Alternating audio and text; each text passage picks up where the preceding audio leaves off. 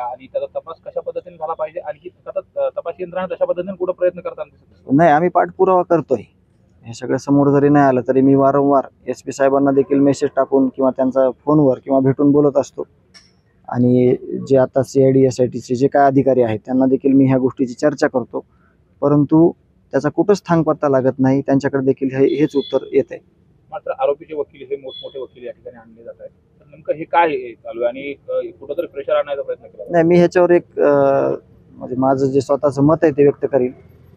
आरोपी हे सगळे एकच आहेत. आरोपीची जी टोळी आहे ही सगळी एकच आहे. सगळे संगनमतानंच ह्या सगळ्या गोष्टी करायचे. त्याशिवाय सगळ्या आरोपींना सगळ्यांना एवढा मोठा फौजफाटा किंवा एवढी मोठी यंत्रणा राबवली गेली नसती, असं माझं एक वैयक्तिक मत आहे. आणि तेच मत खरं आहे. ह्याचा विचार हा होणारच आहे.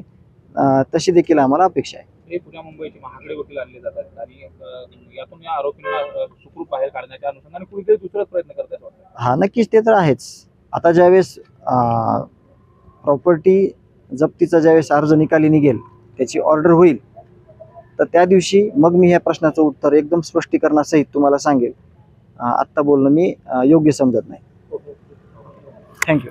नाही, तो कृष्ण आंधळे सगळ्याच्याच विचारातून गेला आहे ह्या प्रशासनाच्या. परंतु म्हणजे जे आपले जे CID SITचे अधिकारी आहेत त्याचा काही थांगपत्ता लागायलाच तयार नाही. म्हणजे त्याचं उत्तर आता सध्या कोणाकडेच नाही. आपण तर काय समजा पीडित कुटुंब आहे, परंतु सगळे पथकं वगैरे सगळे त्याच्या मागावर आहेत, परंतु तो कुठं जाऊन बसलाय आणि तो शोधणार का नाही, हे खूप मोठं प्रश्नचिन्ह सगळ्यांसमोर उभं राहिलेलं आहे. काही घातपात झाला असं वाटतंय?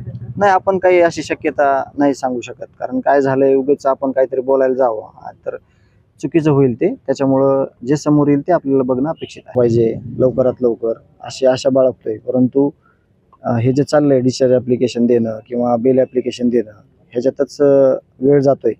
तर या 10 तारखेला तरी किमान या सगळ्या ऑर्डर होऊन जे डिस्चार्ज म्हणजे जे चार्ज फ्रेम होणं अपेक्षित आहे आणि ते झालं पाहिजे अशी आमची अपेक्षा आहे. न्यायालयीन प्रोसेसवर तुम्ही समाधानी आहात का? आता बेल जे आता चालू आहे ते सगळे ज्याचे राईट आहेत आपले तर ते वापरण्याचा पुरेपूर प्रयत्न करत आहेत. त्यावर आपण बोलू शकत नाहीत. परंतु आता आपल्याला एकच आशा आहे की या 10 तारखेला या बाकीच्या सगळ्या ऑर्डर होतील आणि चार्ज फ्रेम होईल, एवढी आपण अपेक्षा बाळगू शकतो.